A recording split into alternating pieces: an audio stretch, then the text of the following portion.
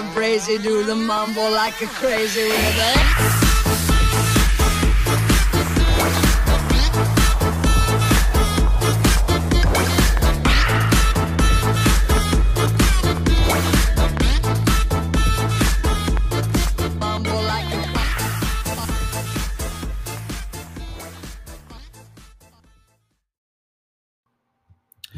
Welcome to the Italian Gamer Joe show.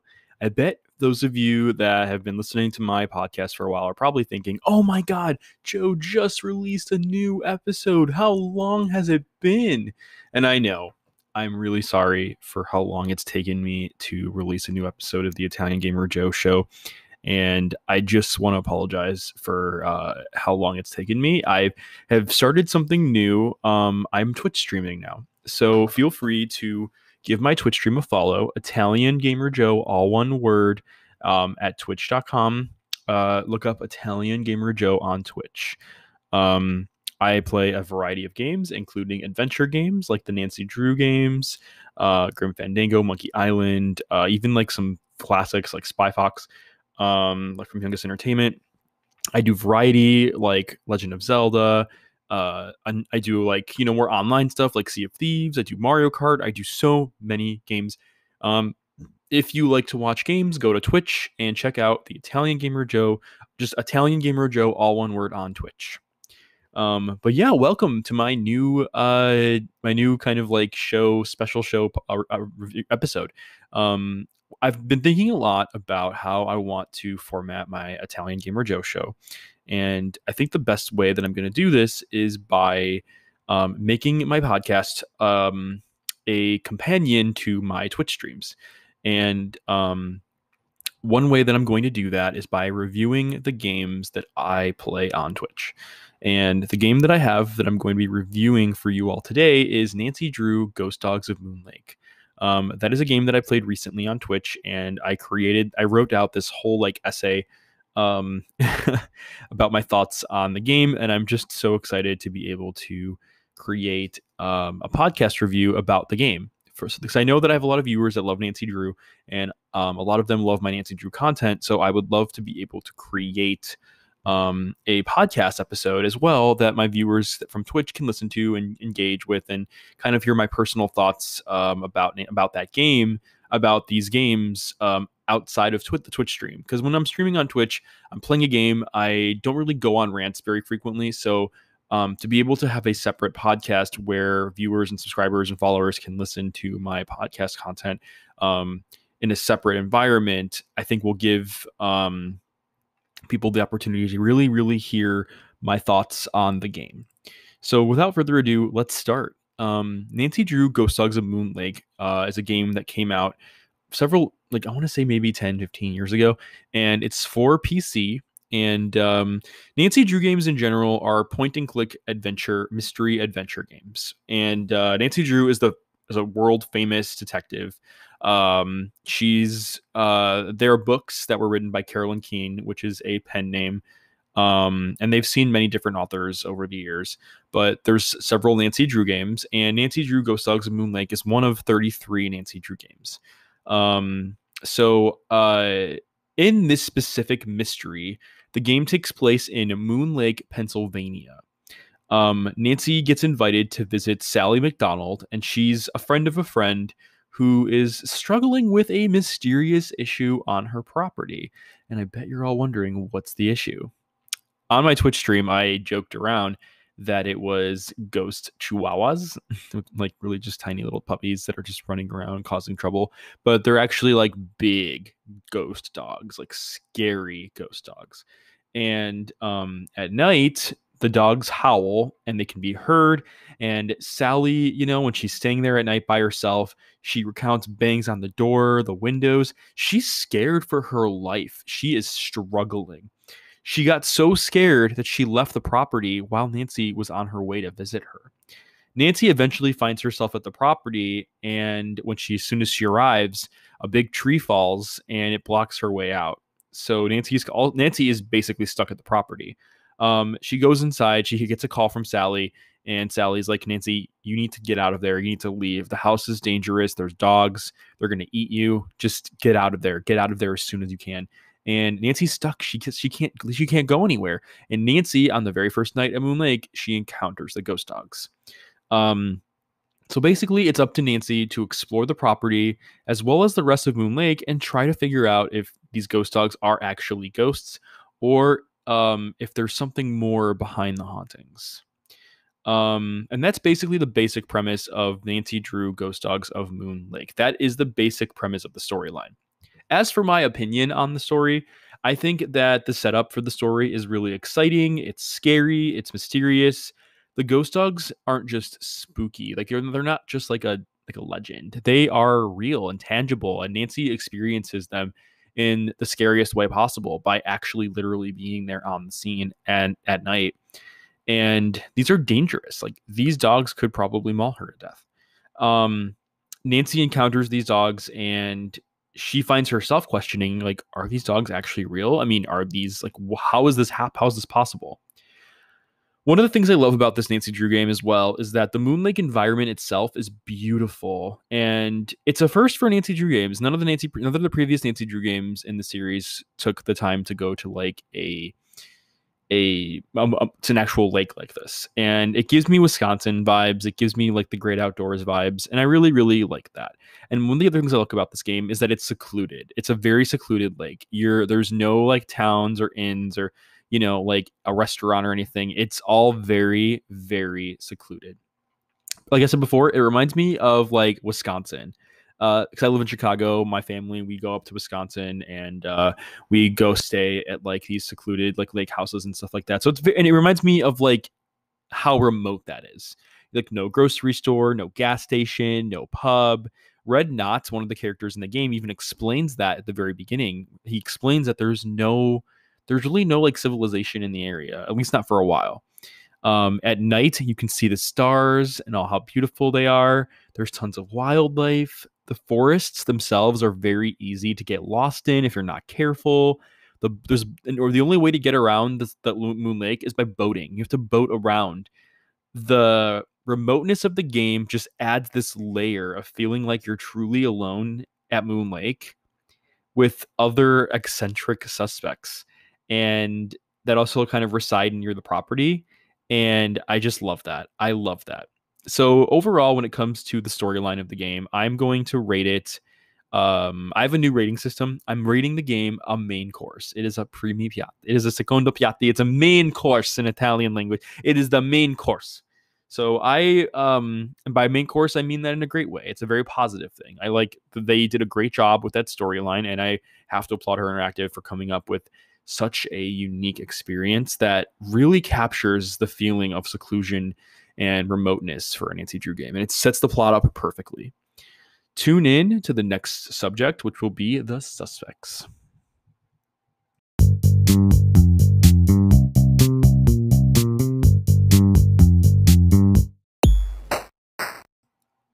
Welcome to the suspects portion of the show. This is where I talk about the suspects in Nancy Drew and my personal opinions of them. The first suspect that I'm going to go over is Red Knot. And he's a bird watcher that just seems a little too obsessed with his passion.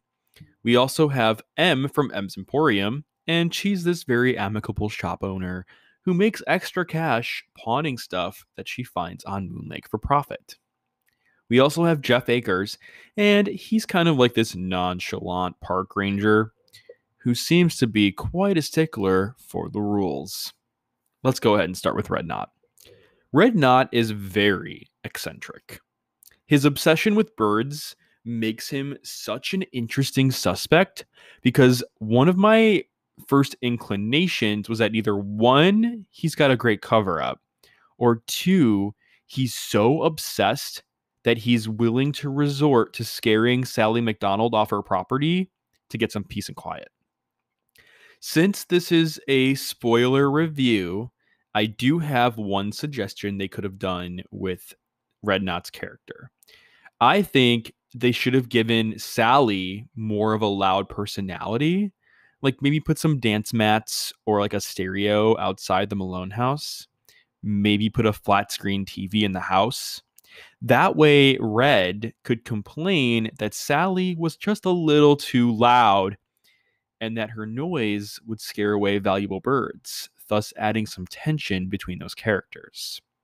Even if a character is gone, that doesn't mean they shouldn't be gone from the game completely. And by that, I mean Sally McDonald. I think hearing suspect opinions or tension about Sally might make for a better story. But going back to Not, I digress from that. He was a great character. His conversations mostly consisted of talking about birds and getting items from him to progress the story. Nancy had some opportunities to also be sassy with him, and one of my favorite conversations was Red asking Nancy, "Do you smoke?" And Nancy's like, "Only when I'm on fire." Great quote. I'm glad that the writers made Not a very passionate character. It added a lot of like susness to him, for lack of better words. The only thing I didn't like about Red Knot was this gas can situation after Nancy gets out of the flaming like shack. One of the things I didn't understand is why would Not need gas cans while bird watching, and why carry them to the top of the treehouse? Like it just didn't make sense to me that he needed all these gas cans at his treehouse. He wasn't really using them, so I didn't really get that. But anyway, the next suspect that I want to talk about is M. M is the owner of M's Emporium on Moon Lake. Nancy can reach her by her boat. M's shop is a pretty sizable property, but we are only restricted to the inside of the shop. M is a nice character. She's amicable towards Nancy, and most conversations are brief. And they involve Nancy asking for items in exchange for tasks and favors, because Nancy, for some reason, didn't bring a wallet. M does have some minor conversations with Nancy about Sally McDonald and the ghost dog hauntings. And M also explains how Mickey Malone used to own the property before Sally purchased it, and that could be why the house is haunted. M doesn't come across as much of a suspicious character until we read a newspaper article that M is in talks about how she finds valuable items washed ashore on the lake from the Malone property. M pawns the junk for extra cash until Jeff Akers had a law passed that prevents M from doing the deed because of environmental hazards on the lake. This is a huge reason why M could be sabotaging the Malone residence and definitely paints her as the top suspect. If there's any suggestions I have with M and her emporium, it's that I wish we could have gotten more to see inside and outside the shop. For example, why not give us an environment where we can see her netting on her boat or a crane or something? I think letting the story in that scenario would tell itself, and it'll suffice more than a newspaper article. Like, instead of having a newspaper article be so specific, I wish they would have just had us show us like M's boat and then show a crane, show like something where Nancy could like, snoop and be like, "Ooh, that's suspicious." But I digress. I liked M. I thought she was a good character. The next character I want to talk about is Jeff Akers. I joked in my Twitch stream that Jeff Akers was our boyfriend in Ghost Dogs Moon Lake. Even though Nancy has a boyfriend, I just made a lot of jokes about it. He's not our actual boyfriend.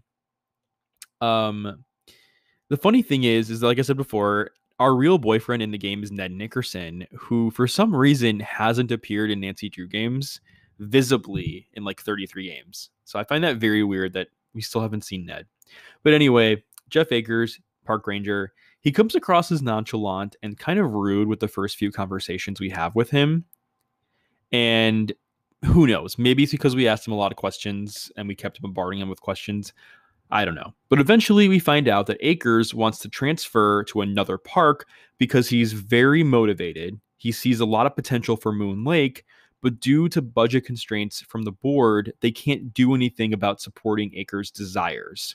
The board was supposed to purchase the Malone property, for example, which would have given Moon Lake the 10 acres it needed to expand the better park, but Sally McDonald outbid them. This whole situation makes Akers salty about everything, and seeing as there's no compromise in sight, he's very disappointed.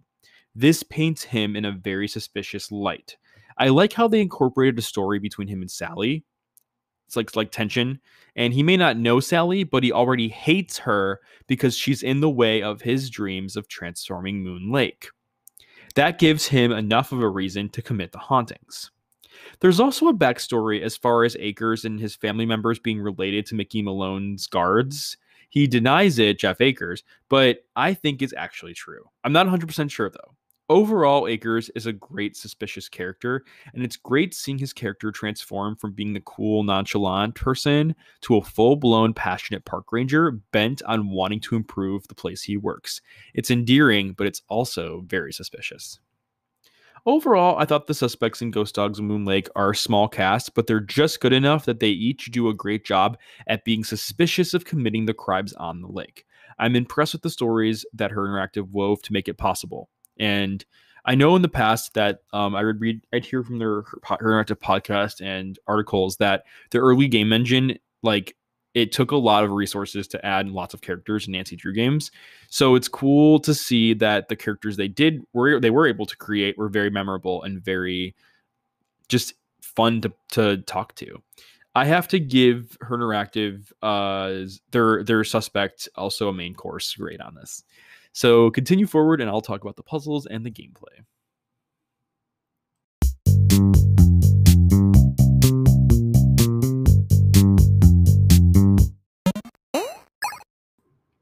Welcome to the puzzles gameplay portion of the review. Overall, Moon Lake's puzzles and gameplay were actually really fun. The game is limited to a small number of locations and areas, including the Malone residence, the Forest Maze and Cemetery, M's Emporium, Knott's Treehouse, Ranger Acres office, and some underground locations like a speakeasy. Each environment was crafted well. There wasn't a lot to click on, but from what there was, it was useful to the point of what it was trying to do. The only area in the game that I did not particularly enjoy was the forest. It was very easy to get lost. The only puzzles that I didn't enjoy were the fetch quests. For example, there's a bird capture puzzle. It doesn't specifically tell you that you can only get half the birds. You have to go back and ask one of the characters for help, which spawns a whole quest line of getting gear for being able to take the rest of the pictures. You wouldn't know to do that, and it might take time and make the game frustrating for multiple attempts as you try to get pictures of the birds. The bug capture puzzle was also kind of annoying. You're not limited to the forest, but also other in-game locations, and not limiting time of day. Speaking of, the time of day system was really cool, and I'm glad that we got to see the time and system in the game for switching from day to night. I'm also glad that it wasn't a clock. It was either day or night, because past Nancy Drew games made you deal with like a 24-hour system. But there's no messing around with the 24-hour clock. It's just, all right, do you want it to be day or night? The puzzles in the game range from fetch quests to jigsaw puzzles to rotation puzzles to straight up learning Roman numerals to solve a puzzle. They aren't like peak fantastic Nancy Drew puzzles, but they serve their purpose. I would have loved seeing more themed puzzles like building a campfire or fishing or something related to the dogs, but there just wasn't much there at all. As for the dogs themselves, the game focuses a lot on a backstory of the Malone residence and how a gangster named Mickey Malone owned the property and used it as his personal speakeasy. The game's backstory is given to you through optional newspaper articles that you can read and then explain it better. The whole speakeasy and the Malone backstory do a great job at giving the game a more spooky touch to it. The whole Great Outdoors just isn't the same place we thought it was when you throw in a gangster property and underground casinos. It was also quite interesting that Nancy is strong-willed enough to stay at a haunted property, the property of a criminal gangster that may or may not have done some very spooky and shady things. It's very spooky when you see the Malone house at Moon Lake in that kind of way. Overall, I found the gameplay in Ghost Dogs and Moon Lake to be fun and engaging. It wasn't the most scary Nancy Drew game, nor was it the most exciting, but they did a good job at painting a good mystery. There's a lot of realism here. Continue on, and I'll talk about the culprit and the ending.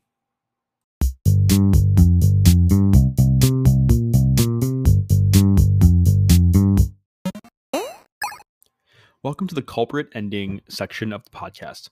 Before I go any further, I just want you all to know that this is a spoiler podcast. So please finish the game first if you haven't done so already, and then come back and listen, because I will be talking about who did it. The game did a great job at casting suspicion on multiple characters. Between Acres not being fond of Sally McDonald for outbidding the board, Red not wanting Moon Lake to be his peaceful retreat, and M wanting the Malone property for the money it has, each character had equal motive to want to commit the hauntings. When Nancy got knocked out and thrown into a blazing shed after spotting a speaker system on the roof of the Malone house, the writers cleverly put gas cans near Not to make him look like he was starting the fire that could have killed Nancy. So they made him very sus. That made making Acres related to the original Acres guard back when Malone was alive also casted suspicion on him as well. And finally, the newspaper article from M that talked about her no longer being able to collect the items from the lake to pawn due to the threat it poses on the environment. Each suspect has perfect reason to commit the crime. At the end of the game, when we find Malone's treasure, M from the Emporium is revealed to be the culprit, and in a second chance scenario is seen murdering Nancy with a large dog bone. We learn that M's reasoning for her crimes were greed, and that she adopted dogs and faked the hauntings in order to drive Sally McDonald away to find the treasure for herself. The story fit well, and her motive was accurately woven into the plot. One of the things I loved about the earlier Nancy Drew culprit showdowns was how quick thinking they are. The newer Nancy Drew games focus on longer, more drawn-out showdowns, and while I'm grateful for those, the early games gave us situations in which Nancy had to rely on quick thinking in order to outwit the culprit at their own game. In our situation, Nancy had to go into a secret grate, taking us around and safe, and ultimately swapping places with M, giving us the opportunity to lock M into a treasure safe room. The whole scenario was cleverly designed and very fun to solve.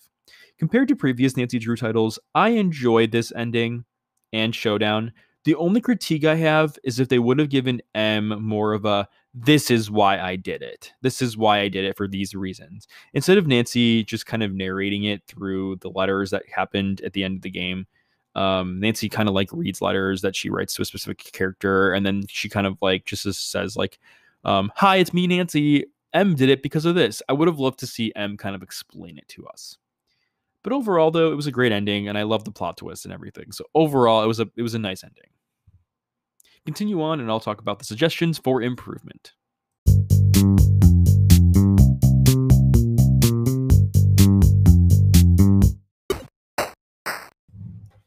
Welcome to the suggestions for improvement part of the show. This is the part of the show where I talk about just some minor suggestions I would have had if they did a sequel, or just my overall critiques. In my opinion, they should have made Sally McDonald a character, a physical character. Instead of making her run off and be a phone friend, I would have loved it if she was a character at the lake. On that train of thought, making her more of a character that, for example, making her too loud for Red Knot, maybe adding a romance between her and Jeff Akers or something, or making her and M get into an argument surrounding the property, it just would have added more to it. It would have added more like realness to it. I would have, because when Sally McDonald leaves, we kind of learn about like all the other suspects and what's going on in the game through other characters. But I think that making Sally McDonald a character at the game would have just added more realism to it and added more reason for the suspects to kind of do what they're doing. And who knows? There are games sometimes in Nancy Drew's universe where the client ends up being the culprit. Maybe Sally McDonald could have been faking her own hauntings for her own personal reason. You don't know. But all I'm saying is I think that it would have been nice if Sally McDonald was a character.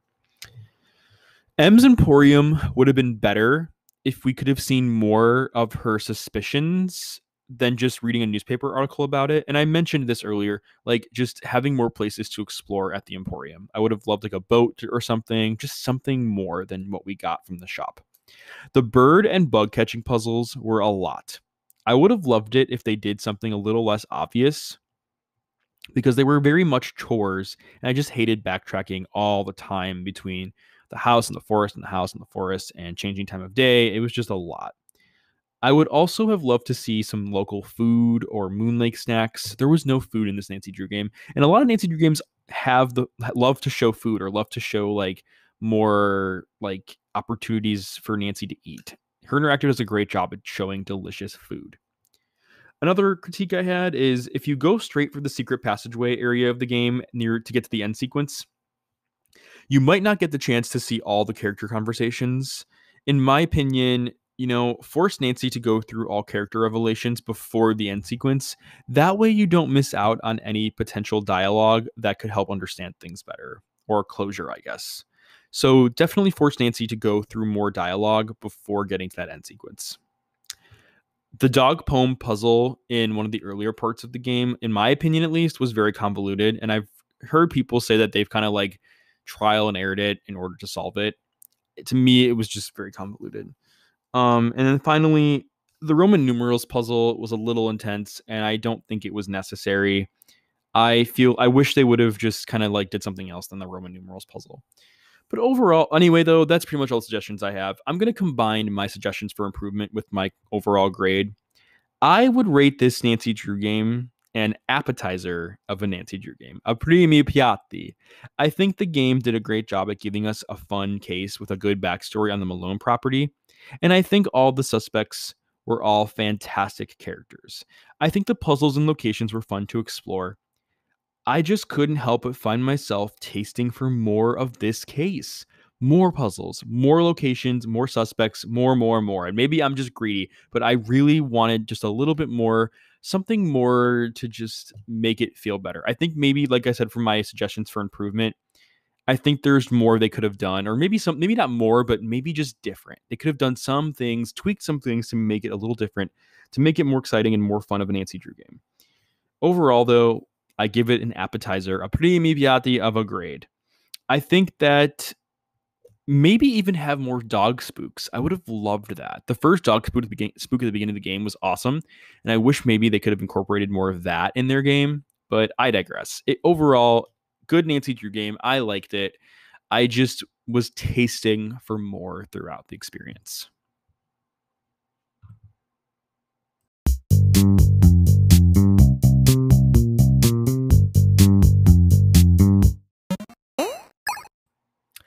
Welcome to the end of my Nancy Drew Ghost Dogs of Moon Lake review.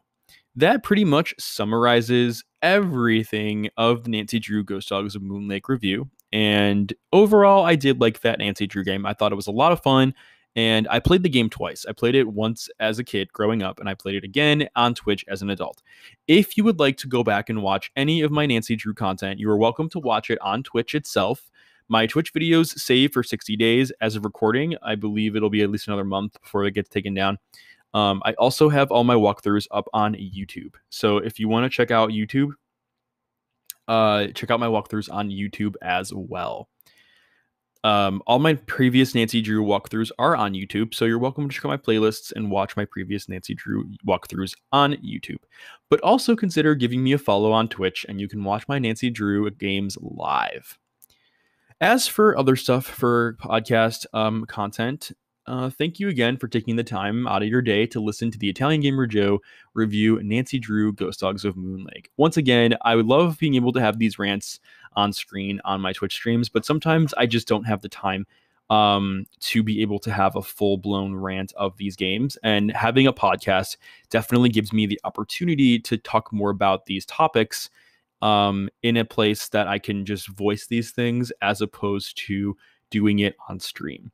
And my goal is to be able to do more reviews like this every week. So this week was Ghost Dogs of Moon Lake. Next week might be another Nancy Drew game, and so on and so forth. So definitely come back next week for the next Nancy Drew episode of the next Nancy Drew review, where I'll just keep reviewing all the Nancy Drew mysteries that I've played throughout my time on Twitch streaming these games. And it won't just be Nancy Drew; it'll be lots of content. And I bet you're all wondering, what about Joe? What are you gonna talk about when you run out of games to review?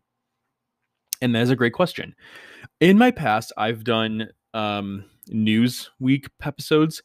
So if there's something if there's a very good piece of news that I want to talk about on the podcast that week, I'll bring up a good piece of news. Like, for example, the Switch OLED model that's coming out, or I don't know, just some game that's coming out that really excited me, or some cool content that I saw, or something that I'm currently playing in a game now that I like or dislike. So there's plenty of content.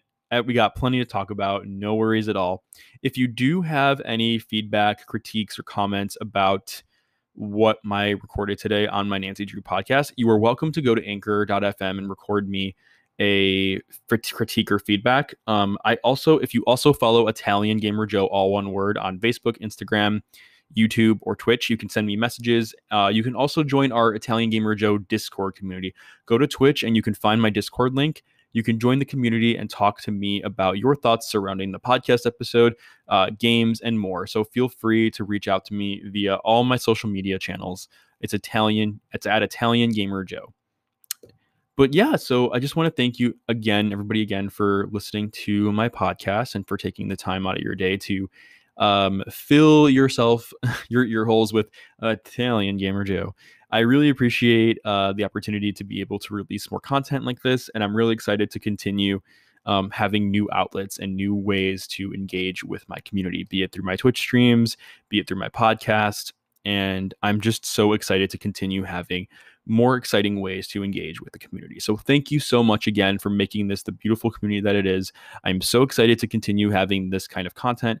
And like I said, if you have any feedback at all, please reach out to Italian Gamer Joe. This is the Italian Gamer Joe signing off. Until next time, buonanotte a tutti. Mwah. See you all next time.